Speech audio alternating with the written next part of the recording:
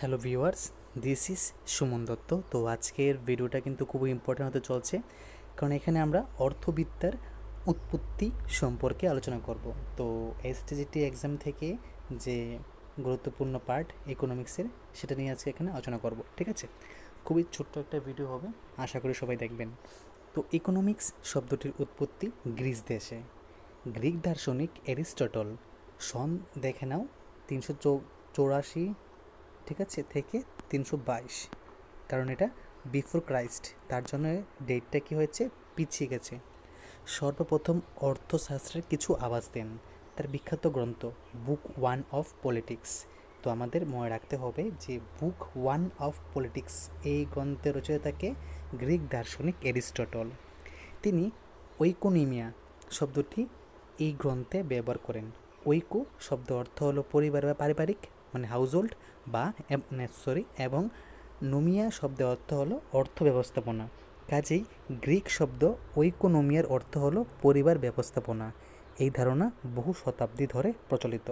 তো এই যে পার্টটা আমাদের কাছে খুবই গুরুত্বপূর্ণ, এই পার্টটা আমাদের কাছে খুবই গুরুত্বপূর্ণ। তো আমি আশা করব সবাই এটা ভালো করে শিখবেন।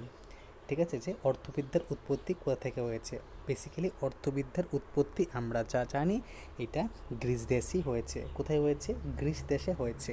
তো গ্রিক দার্শনিক অ্যারিস্টটল সর্বপ্রথম অর্থশাস্ত্র কিছু আভাস দেন তার বিখ্যাত বই বুক 1 অফ পলিটিক্স গ্রন্থ।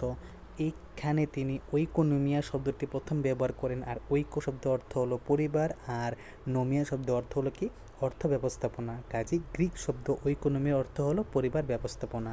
এই ধারণা বহু শতাব্দী ধরে প্রচলিত। এর অনেক পরে গ্রিক দার্শনিক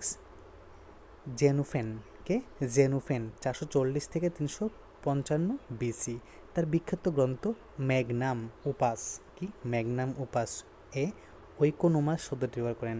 ঠিক আছে, তো জেনুফেন তাই নয় একজন গ্রিক দার্শনিক। ঠিক আছে, এই যে অ্যারিস্টটল যেমন গ্রিক দার্শনিক, তাই নয় একজন গ্রিক দার্শনিক। তো গ্রিক দার্শনিক জেনুফেন তার বিখ্যাত গ্রন্থ ম্যাগনাম ওপাস ঐকোনোমাস, ঠিক আছে, কি ঐকোনোমাস শব্দটি ব্যবহার করেন।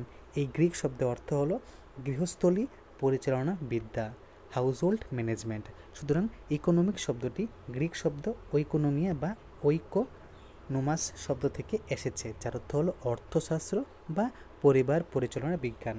তো খুবই গুরুত্বপূর্ণ পার্ট আমরা এখানে ডিসকাস করে ফেললাম এখন। ঠিক আছে, তো উৎপত্তি সম্পর্কে নিশ্চয়ই কোনো না কোনো একটা প্রশ্ন দিবে তারা। প্রথম পরীক্ষা হবে ইকোনমিক্স থেকে দিবেই মানে দিবে। ঠিক আছে, আমাদের এখানে কোনো সন্দেহ নেই যে দেবে না বলে, দেবে মানে দেবে। ঠিক আছে, তো প্রাচীন ভারতেও অর্থনীতির আলোচনা যে প্রচলিত ছিল তার প্রমাণ আমরা পাই ইতিহাসে কৈটিল্যের অর্থশাস্ত্র নামক গ্রন্থ থেকে। তো দেখো আবার এখানে আমাদের যে ইন্ডিয়ান কৈটিল্য অর্থশাস্ত্র, এখানে কিন্তু আমরা এই যে কৈটিল্যের অর্থশাস্ত্র থেকে আমরা ইকোনমি সম্বন্ধে জানতে পারি, যদিও এর সঙ্গে রাজনীতি কূটনীতি বিষয়টি জড়িত ছিল।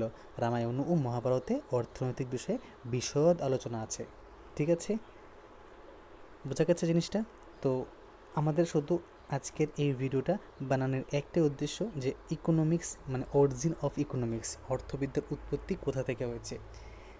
শর্ট ভিডিও আমি প্রথমেই বলেছিলাম, ভিডিও আজকে বড় হবে না, শর্ট ভিডিও হবে, 3 থেকে 4 মিনিটের ভিডিও। তো হোপফুলি সবাই এটা ভালো করে দেখবেন, কারণ এখানে আশা করি নতুন তথ্য আপনারা পেয়ে গেছেন।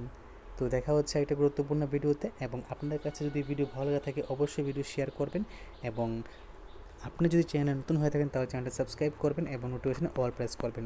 এবং ডেসক্রিপশনের লিঙ্কে গিয়ে দেখবেন আমি একটা লিঙ্ক দিয়েছি, ওইখানে হোয়াটসঅ্যাপ গ্রুপ আছে, ওইখানে জড়িত হয়ে যাবেন। ঠিক আছে, আর সবার কাছে একটা রিকোয়েস্ট থাকবে, যদি সবাই এই ভিডিওটা দেখে থাকেন, ঠিক আছে, অবশ্যই নিজেদের থেকে প্রশ্ন বানিয়ে হোয়াটসঅ্যাপ গ্রুপে সেন্ড করবেন। তো আমি বিকাল 7টায় মানে সন্ধ্যা 7টায় আপনাদের জন্য হোয়াটসঅ্যাপ গ্রুপের SMS চ্যাটটা খুলে দেবো। তো দেখবো কারা এই ভিডিও দেখছে এবং এখান থেকে প্রশ্ন বানিয়েছে। ঠিক আছে, প্রশ্ন বানিয়ে উত্তর সহ দিয়ে দিন, তাহলে আমি বুঝবো যে আপনারা খাতায় নোট ডাউন করছেন। ওকে, ধন্যবাদ সবাইকে।